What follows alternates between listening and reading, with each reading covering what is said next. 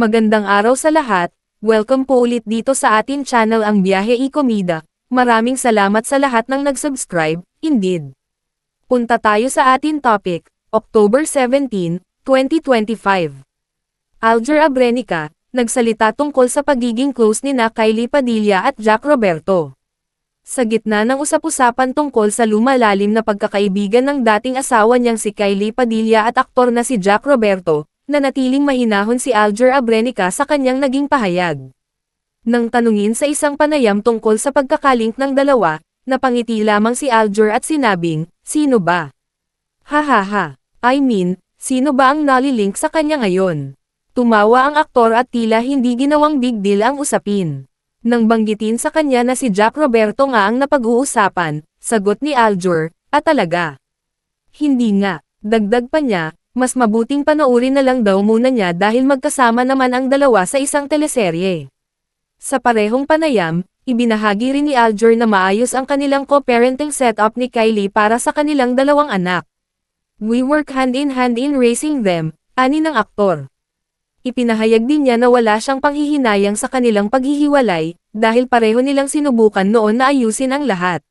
"Wala naman may gusto na mapahamak ang sarili natin.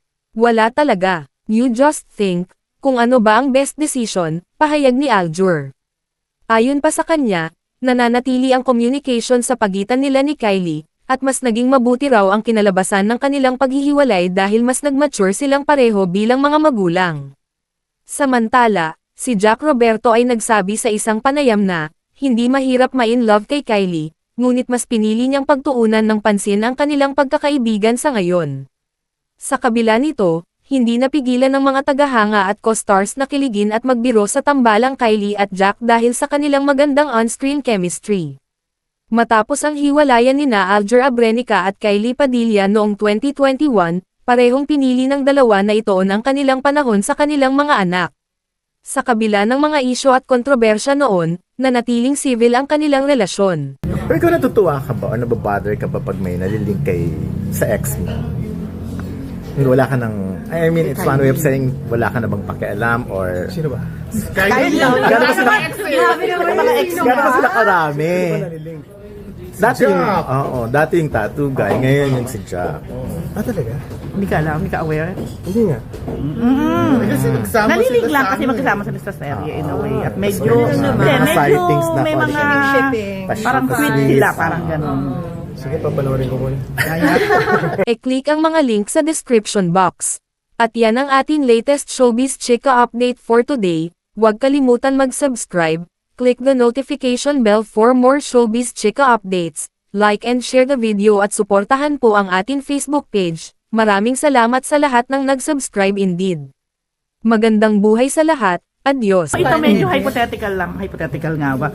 Kasi kanina nasabi mo na at least ang masaya ka with you and AJ, walang bumibitaw. Somehow ba may regret ka na with your marriage with Kylie, may bumitaw? Wala akong regret eh. Siguro yung pinakaano ko na lang is yung hindi talaga mawawala. And I can pwede naman katutuloy yung sa mga bata. Diba? Yung regret wala eh. Kasi nung time na yon hindi mo naman pwedeng sisihin yung sarili mo. Kasi everyone's doing their best.